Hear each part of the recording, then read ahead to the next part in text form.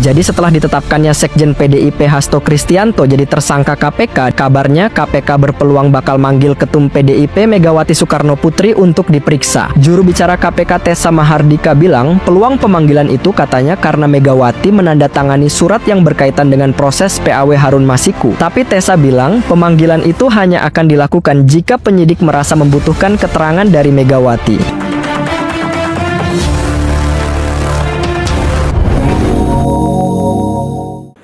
Halo, assalamualaikum warahmatullahi wabarakatuh. Jumpa kembali dengan Banyuwangi Official. Oke, selamat malam semuanya, sehat selalu.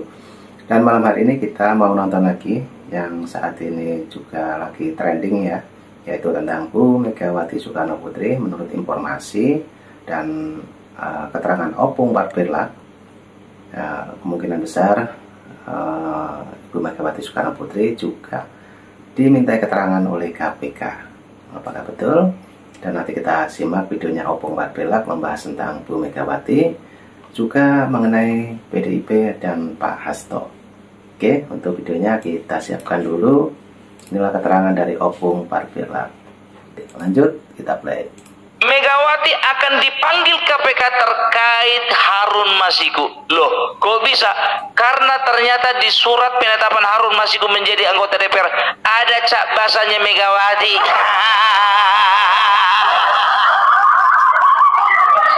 Apa bisa tersentuh itu, Bung? Bisa. Dia itu ketua umum loh, Bung, bisa dipanggil.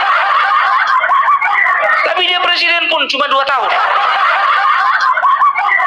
Apa nggak takut KPK, Bung? Nggak pernah takut. Siapa kali? Ada yang komentar, jangan calling komentar ya. Bung, kenapa bajunya nggak ganti? Kok pakai yang itu lagi? Ya, tahu sendirilah kalian, ya kan? Ini musim liburan, baju harus dihemat-hemat.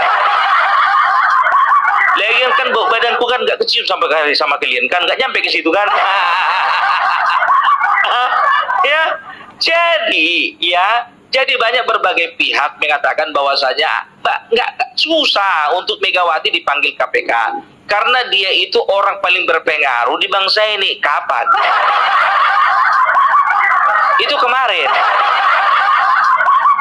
waktu Bapak Jokowi itu pun cuma 8 tahun. Begitu 2 tahun belakangan Bapak Jokowi udah nggak mau lagi diatur-atur. Jadi jangan pernah katakan bahwasanya Megawati tidak akan mungkin dipanggil KPK. Mungkin kalau untuk sekarang rencananya dipanggil. Kalau di tengah jalan ada perubahan, ya itu lainlah cerita. Yang penting KPK sudah menunjukkan keberaniannya ya lewat juru bicaranya Tessa Mahardika bahwasanya mereka akan memanggil ketua umum. Karena apa? Karena ada kaitannya, ada stempel basah Harun Masiku, ada stempel basah Ibu Megawati di surat penetapan Harun Masiku, kan begitu ya. Ini bakal seru, ini biar tahu kalian bakal seru. Tapi kalau aku sih nggak terlalu yakin kalau ibu ini pasti dipanggil. Sekarang begini juga. Nggak perlu kalian panik, ya kan? PDIP mengatakan bahwasanya terlalu jauh, terlalu maju kalau KPK memanggil Ibu Megawati. Kenapa rupanya? Masalahnya apa? Kan cuma dipanggil. Ya Yasona Lawli dipanggil. Tapi kan nggak ditersangkakan. Kok tahu Opung dia nggak ditersangkakan? Nggak tahu juga untuk kedepannya. Ya mungkin saja Ibu Megawati ya akan mengirimkan kuasa hukum yang terbaik, ya kan?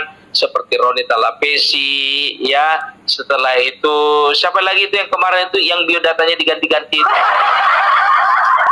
waktu sidang MK kemarin. Ya, pasti mereka akan memberikan pernyataan bahwasanya Ibu Megawati itu kan hanya menandatangani, kan begitu. Lah, jadi siapa yang paling bertanggung jawab? Ya pasti Hasto dong. Pasti dilemparnya lagi sama si Hasto. Kalau mau menyelamatkan Megawati, tapi gimana pun juga, ya, gimana pun juga, di dalam sebuah surat resmi, apalagi yang ada kaitannya dengan tindakan kejahatan, ya. Kalau ada bubuhan tanda tangan kita di situ berarti kita juga terkait. Kenapa mau kita tanda tangan? Kan begitu. misalnya ada surat perjanjian ya kan, bahwasanya barang ini menjadi milik menjadi milik kami kan begitu. Diterimalah barang dari A dari si B. Ternyata terbukti barang dari si B ini adalah hasil dari curian. Nah, otomatis yang A kan terikut-ikut. Ya kan? Itu dia ya. Ya wajar lah kalau misalnya elit-elit dan juga kader-kader PDIP merasa panas ya, karena nggak pernah sejarahnya KPK berani memanggil Megawati. Secara gitu loh ya. Jadi itu dia, inilah efek dari merasa berkuasa itu. Makanya aku bilang ketika berkuasa kalian jangan pernah jumawa. Ketika kalian tidak lagi berkuasa jangan selalu merasa menjadi juara. Nah, ini pembahasannya Opung sangat menarik dan sangat lucu teman-teman ya, mengenai Bu Megawati Soekarno Putri, yang dimana menurut informasi juga mau dipanggil KPK. Oke, lanjut lagi Opung 14 kita play. Kan begitu kan, orang ini kan selalu punya sikap hati dan juga memiliki tingkah laku seolah-olah mereka itu masih jadi juara. Ya, itu dia. Udahlah 10 tahun itu yang lalu biarlah berlalu. Jadi memang orang kalau misalnya sudah mendapatkan sesuatu yang besar kan begitu, agak susah untuk melepaskannya. Itulah kalian ya. Jadi kalau berbicara tentang hukum dan undang-undang di negara ini ya, tidak ada yang namanya kebal hukum, apalagi cuma seorang mantan. Ya kan begitu. Ya, coba SBY pun nggak pernah itu dipanggil KPK. Soeharto nggak pernah dipanggil KPK. Ya zaman Soeharto belum ada KPK. Ya kan begitu, sudahlah datangi aja lah, kenapa rupanya? Ya kan nggak ada ruginya, nggak ada susahnya kan begitu. Jadi kalau bicara tentang Harun Masiku ini ya, ku bilang sama kalian, makanya ku bilang ya, dari awal aku udah katakan kalau misalnya seorang pemancing ulung dia akan bawa cacing untuk mancing ikan sepat, dapat ikan sepat dijadikannya umpan untuk mendapatkan ikan lele ya itu akan dijadikan umpan hidup untuk memancing ikan tomat. Ya itu dia ya. Harun Masiku itu cuma ikan sepat, Hasto itu cuma ikan lele. Loh, berarti pun kita lagi nunggu ikan toman ya. Nggak usah terlalu jauh untuk menerjemahkannya. Kan begitu. Iya, makanya aku bilang, sekarang kalau berbicara politik, itu kan tadi kan berbicara tentang hukum ya. Kalau berbicara politik ya, sebetulnya Megawati dan juga PDIP saat ini dipecundangi. Jadi seolah-olah ya kekuatan Jokowi dan Prabowo beserta Kim ya ingin menunjukkan kepada rakyat bahwasanya PDIP dan juga Megawati itu sudah tidak ada apa-apanya. Kau jangan membawa framing yang enggak Bu. Aku tidak sedang memframing. Aku ingin mengeluarkan pendapatku sendiri kan begitu. Kita kan bisa baca situasi ya. Kita bisa baca situasi bahwasanya ini seperti perang begitu loh, seperti perang. Ya, kalau namanya perang itu sudah pasti ada yang menang, ada yang kalah. Mana ada perang contohnya satu menang, satu juga menang. Mana ada. Sedangkan cuman mau nggak pakai senjata, cuman usit begini aja contohnya ya kan. Ya, itu ada yang menang, ada yang kalah.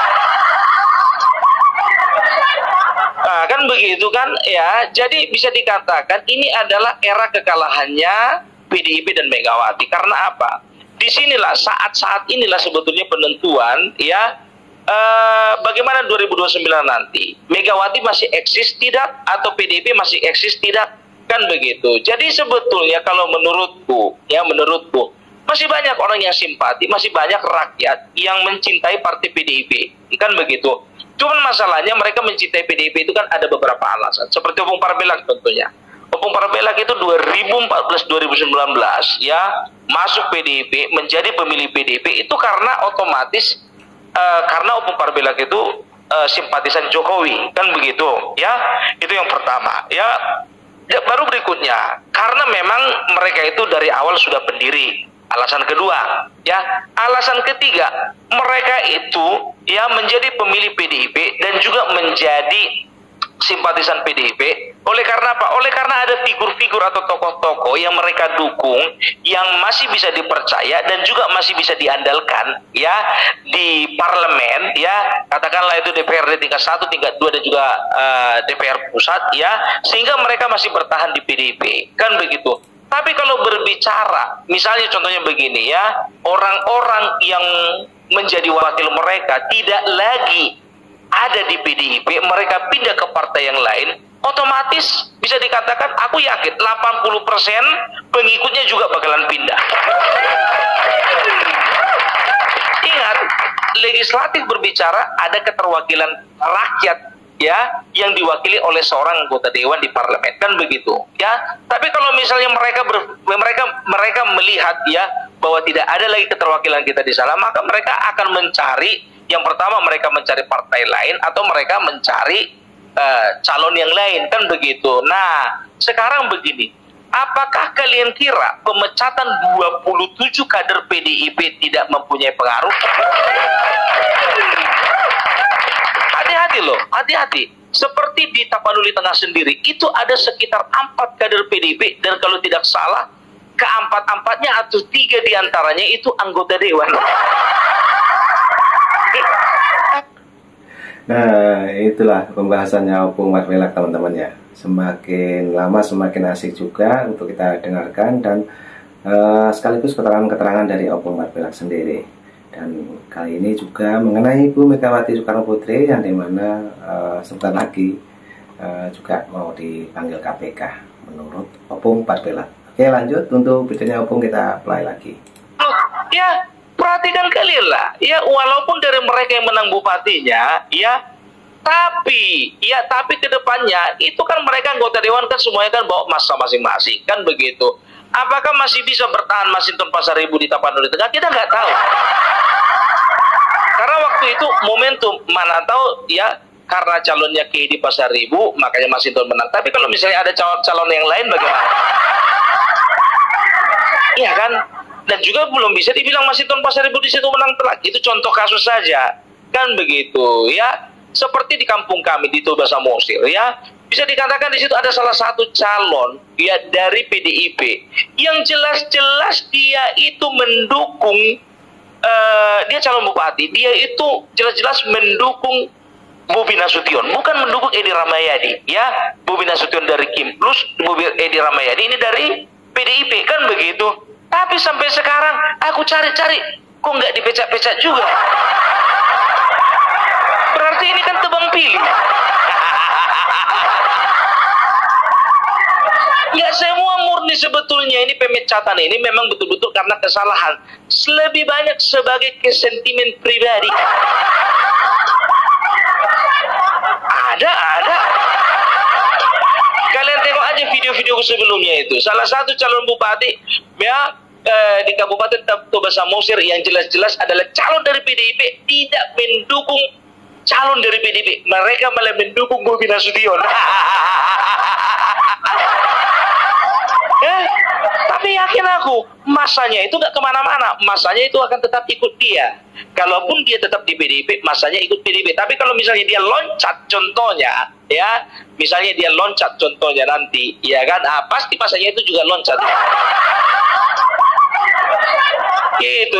Jadi jangan pernah kita itu merasa bahwasanya semua akan baik-baik saja. Secara politik 2029 ini akan menjadi tahun yang berat bagi partai PDIP. Ya, ingat, aku bilang sekali lagi sama kalian, aku tidak pernah berbicara sebagai kader Gerindra, tidak pernah berbicara sebagai kader PAN, tidak pernah berbicara sebagai kader Golkar. Dan aku tidak mewakili ya relawan manapun, tidak ya. Tapi perkataan kita ini adalah perkataan seorang masyarakat biasa, orang biasa yang bisa menganalisa kemana arahnya politik Indonesia ini ke depannya. Terserah kalian mau bilang katanya Opung Parbilak sok jago lah, sok tahu lah, tapi kebanyakan yang kusampaikan itu betul.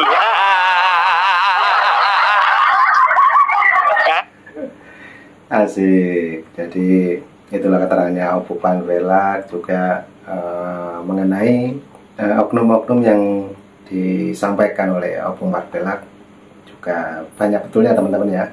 Oke, lanjut lagi Opung Parbilak, dan saat ini Opung sendiri masih di Danau Toba kalau nggak salah ini, lihat lokasinya masih di tempat wisata. Oke, lanjut lagi, kita play. Lihat Pilpres kemarin, dia aku katakan PDIP tenggelam, memang tenggelam.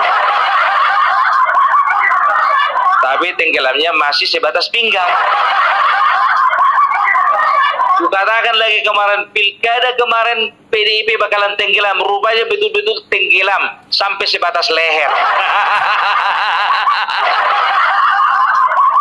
Kita nggak tahu ke depannya nanti tahun 2009 memang betul-betul hanyut.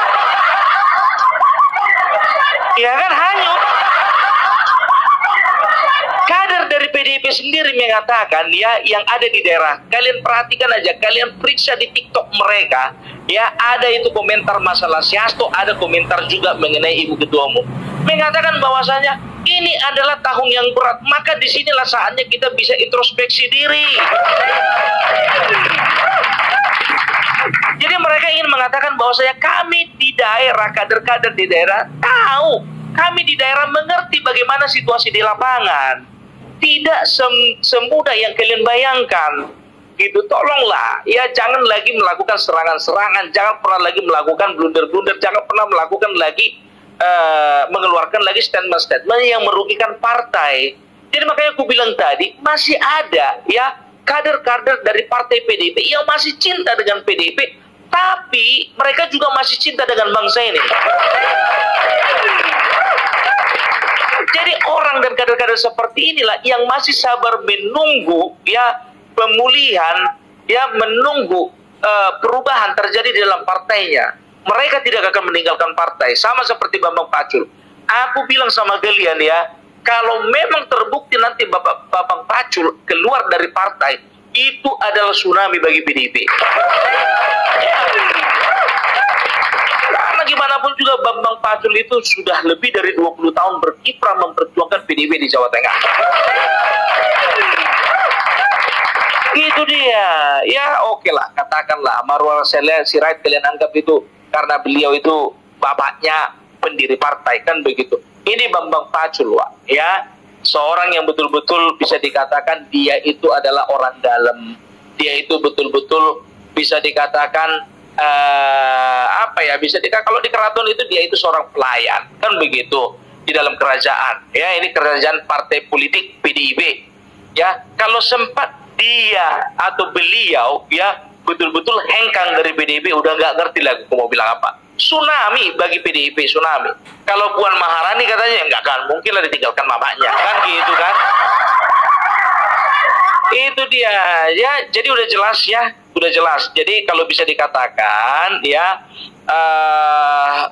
Ibu Megawati bisa tidak dipanggil KPK, bisa saja ya. Tapi kalau misalnya contoh ada suara-suara yang berbisik, nggak usah lah dipanggil, udah tua. Itu lain cerita. Loh, emang bisa Bung diintervensi kayak gitu Bung? Kan begitu kan? Ya kita nggak tahu. Kan itu yang kalian tuduhkan selama ini kan?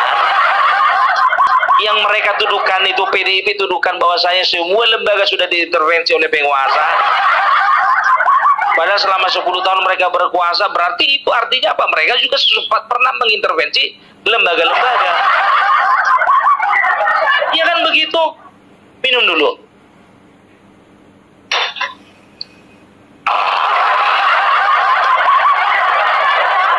Itu dia.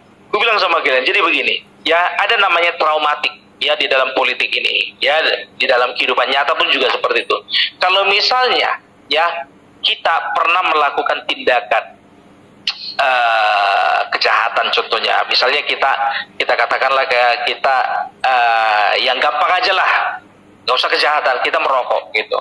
Kita akan wanti-wanti kepada anak kita, nah jangan merokok, karena merokok itu merugikan kesehatan, kan begitu ya. Karena apa? Karena kita tahu ya bahwasanya merokok itu memang mempengaruhi kesehatan kita, maka kita bilang sama anak kita, kan begitu. Nah, kita lihat anak kita contohnya ya, kok anakku ini berubah, suaranya bongor, kan begitu. Oh, ini pasti merokok. Karena apa?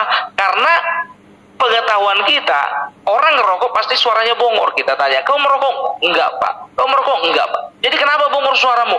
Ya, aku kan udah 21 tahun, Bapak. Yang kau kiranya aku masih 12 tahun. Kan begitu, ya kan?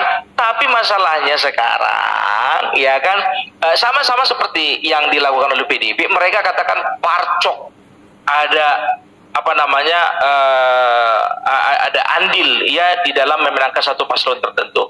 Itu karena apa? Berarti kalian juga melakukan seperti itu dulu.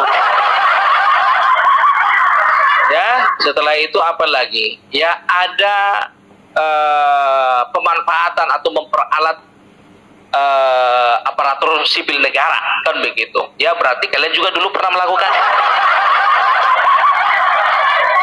Ada satu pengarahan kekuatan, karena dulu kalian melakukannya, kan begitu ya. Jadi seperti itu gitu loh. Jadi apa yang kalian tuduhkan itu sebetulnya apa yang kalian lakukan dulu, karena kalian pernah punya pengalaman gitu loh. Tapi itu nggak pengaruh sama kami ya. Apapun yang kalian katakan, nggak ada lagi yang bisa dipercaya dari kalian. Perhatikanlah orang ini semuanya, ditinggalkan pemilih, ditinggalkan rakyat, ditinggalkan kawan-kawan. Jadi ku bilang inilah partai paling malang di tahun 2029. Lihat kalian. Ya, jadi itu dulu dari Opung Parbelak ya. Jadi apapun yang ku sampaikan di sini, ini adalah kebebasan di dalam beropini. Kan begitu. Kalau memang contohnya terjadi seperti apa yang Opung Parbelak katakan di 2029, PDIP kan hanyut, ya itu cuma kebetulan saja. Iya kan? Apalagi kalau mereka tidak mendengarkan suara dari akar rumput, dari kader-kader di bawah. Oke? Jadi itu dulu dari Opung Parbelak. Salam NKRI, NKRI harga mati. Nah, oke teman-teman, itulah pemberitahuan ataupun opini dari Opung Parbelak yang dimana membahas tentang Pak Hasto, juga tentang Ibu Megawati Soekarno Putri, yang dimana menurut informasi dari Opung Parbelak ya, untuk Ibu Megawati Soekarno Putri kemungkinan besar juga dipanggil KPK. Nah, itulah jawaban untuk video ini. Dan mungkin teman-teman punya saran dan kritik yang lain, silahkan tulis di kolom komentar saya. Oke? Cukup itu dulu, nanti juga ada video lagi teman-teman. Silahkan tunggu tetap di Banyuwangi Official. Oke, terima kasih. Saya ucapkan salam buat keluarga, sehat selalu. Assalamualaikum warahmatullahi wabarakatuh. Sampai jumpa. Thank you.